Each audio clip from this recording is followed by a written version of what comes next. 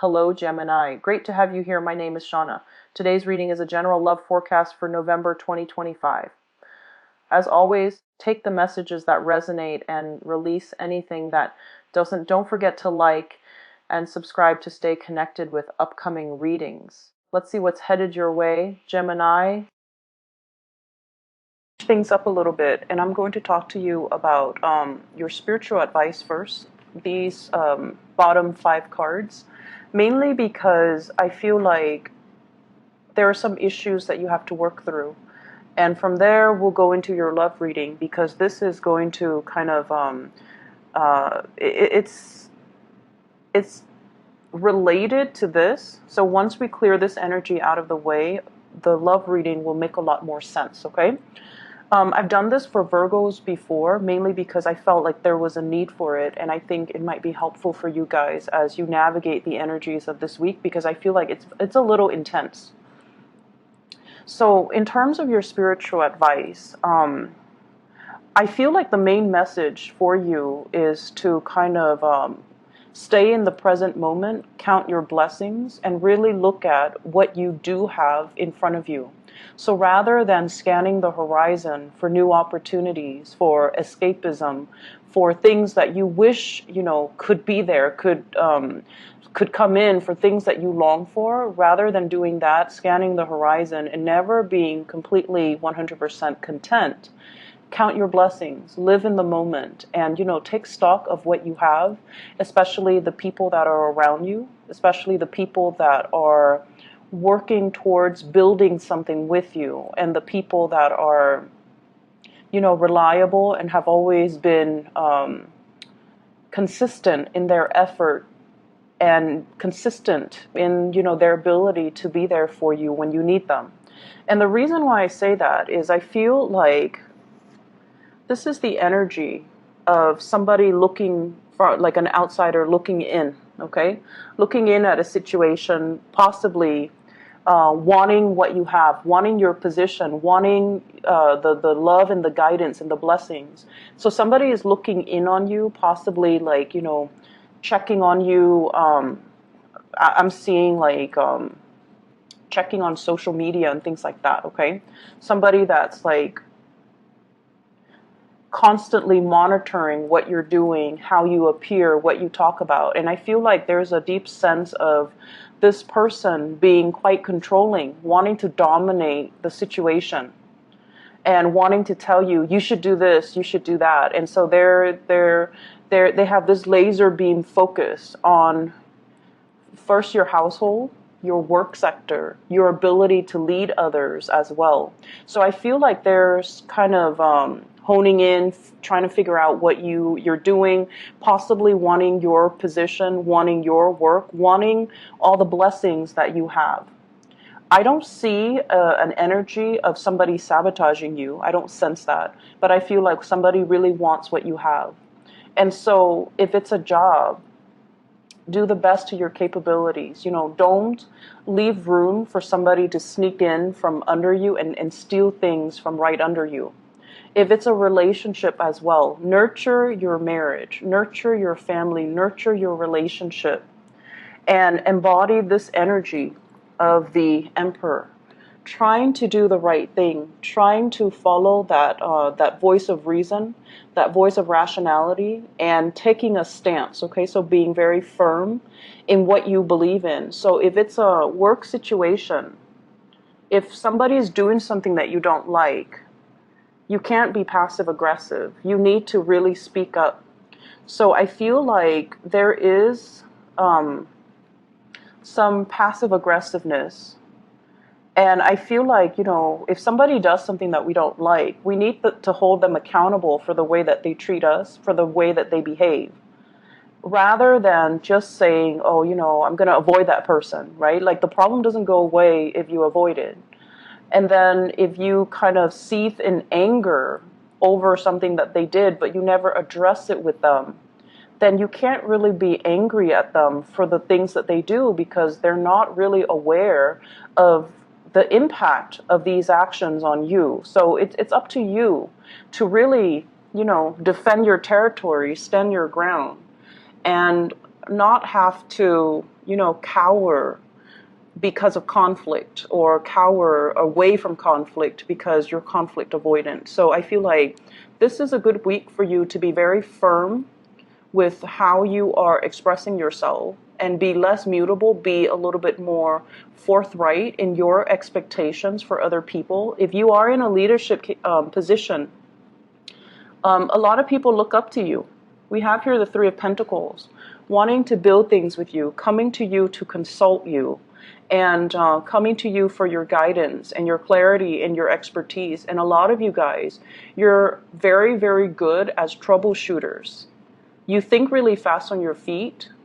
You know a lot of things about a lot of things, and you know how to make problems go away for other people, because you have a knack for problem solving, and you actually enjoy it. So I feel like a lot of people will be coming to you for opportunities for consultation, for advice, for clarity. And I see younger people as well, and I also see like older. So I see like not like a wide spectrum when it comes to age, but I feel like people who are very, very young, and then people who are a lot older than you. And the ones that are older than you, honestly, they're pushing your buttons, because I feel like for many of you in positions of power, you might be very, very young, and they're looking at you kind of skeptically. They feel as if you haven't really earned your stripes. You haven't have the years of experience under your belt, but nonetheless, you're very good at what you do.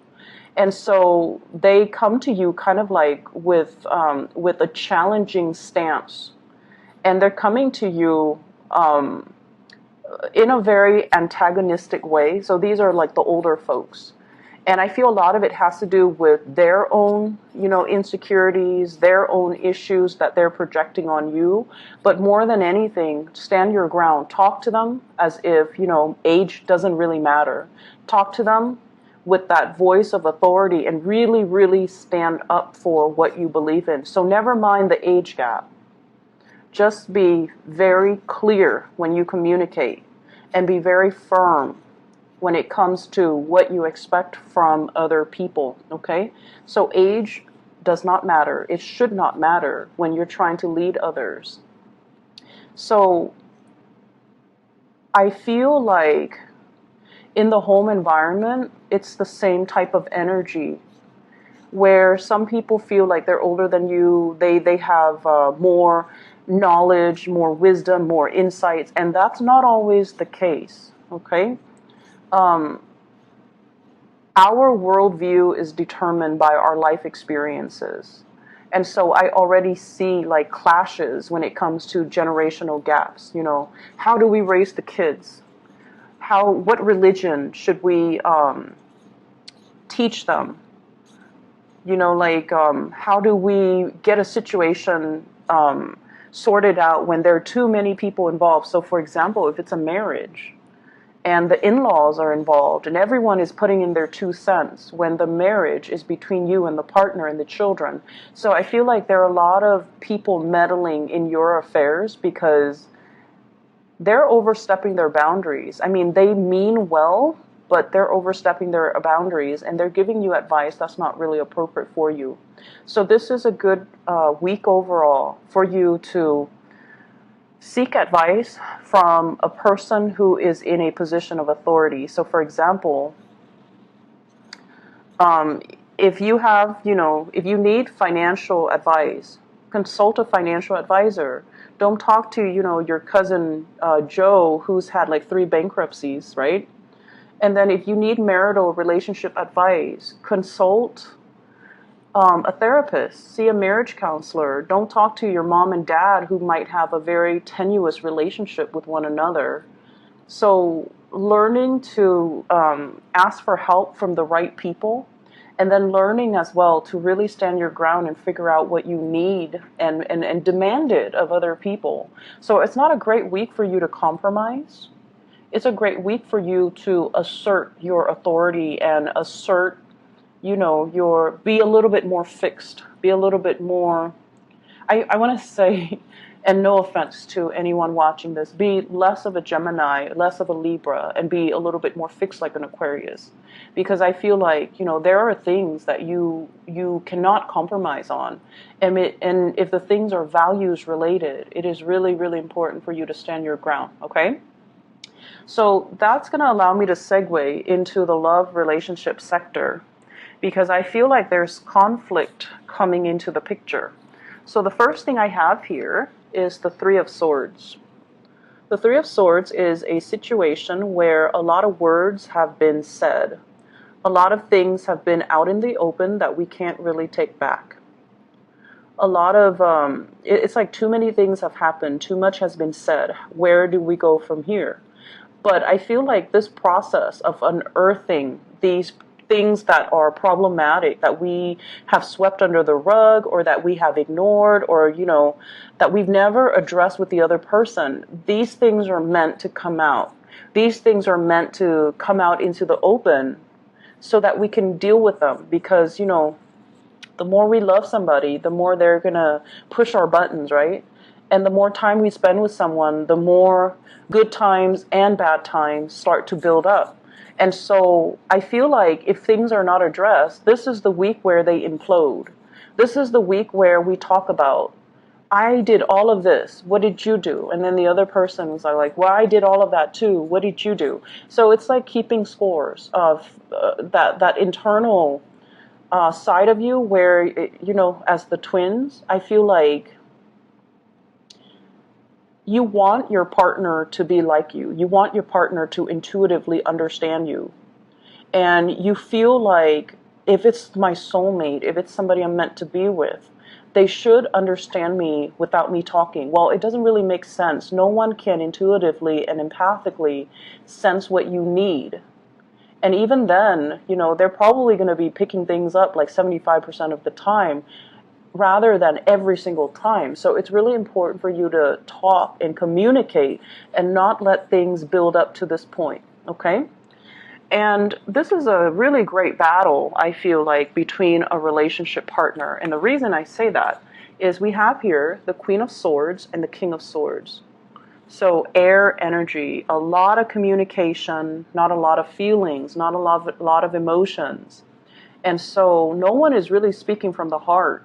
They're speaking from a space of calculation, keeping tabs, keeping scores. I did this, you did that. So it's a very cold, detached, and almost antagonistic type of a vibe that I'm getting here. You might be dealing with another air sign, so an Aquarius, a Gemini, or a Libra. And this is the Gemini card. She has like two faces to her. So I feel like this might be the partner that you're dealing with. You have somebody that is really good with animals. You have someone who is, I'm getting like an Ivy League type of education. So somebody that might have multiple degrees. They're very, very intelligent. They're very worldly. They're less, I want to say like, they're not like materialistic. So, money doesn't really mean a lot to them. They care about higher ideals, higher values. They might also be like a social entrepreneur, a philanthropist. They want to fight a good fight. They want people to be well fed and happy. So you've got somebody who is like, it's an air sign, but I feel like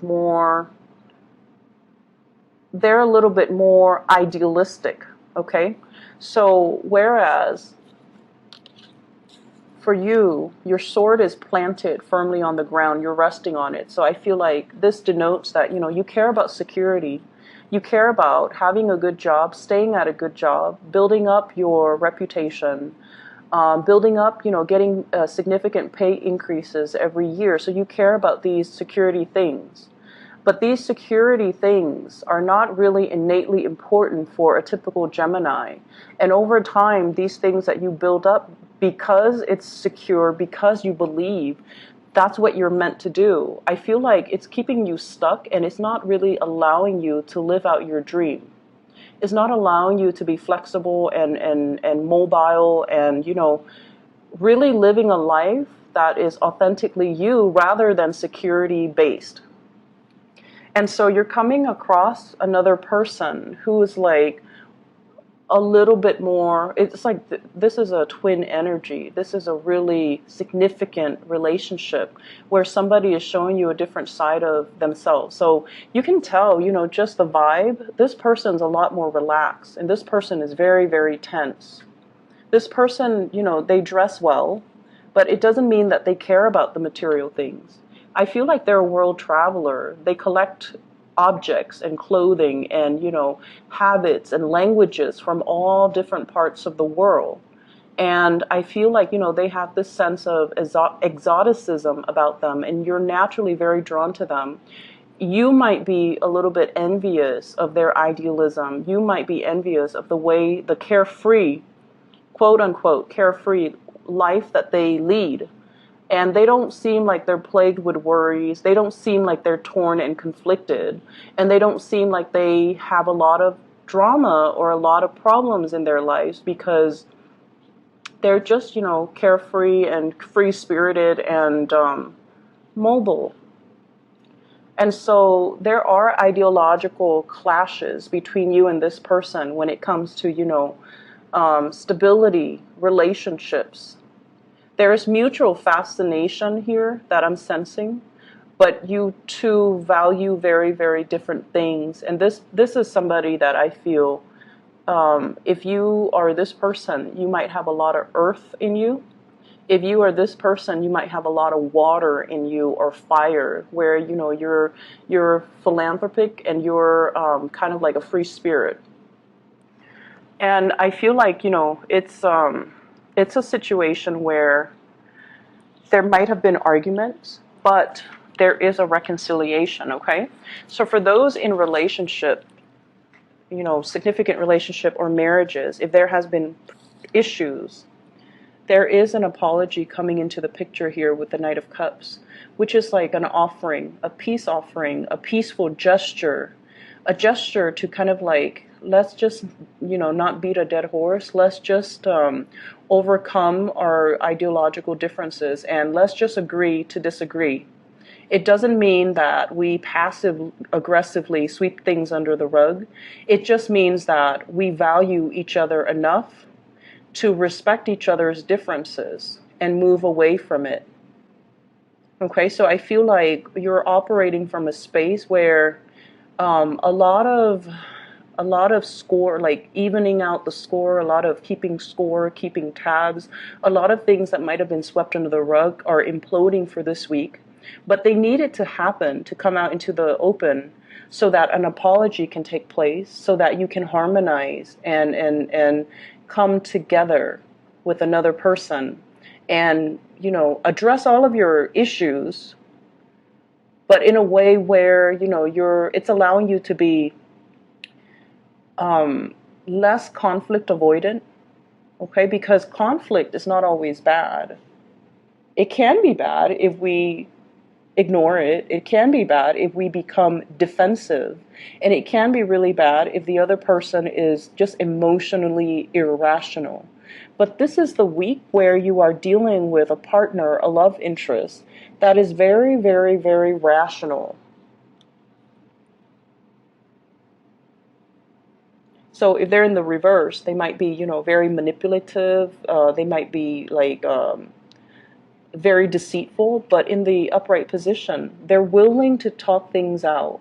They don't shy away from conflict. They know that everyone has their flaws. So, let's talk things out. Let's figure out the solution. So this is somebody who is a fixer. They are solutions oriented.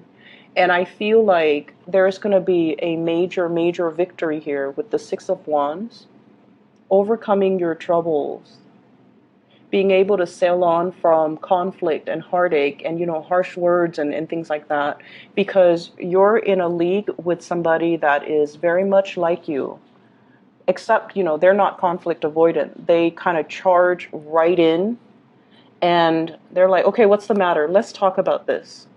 So they're going to sit down and you're going to need to talk. and you're going to need to face your fears, and you're going to realize in the process of facing your fears that your fears are unfounded, that not every situation where there is a disagreement, it's not going to lead to a fight. It's not going to lead to a space where you are acting, defensively, or the other person will be evasive. There is clear and total understanding and communication that's happening for this week to really help you understand another person, and to help you as well learn to address issues and not be passive aggressive and not be conflict avoidant. And you're going to confront a situation head on, and the situation involves another person.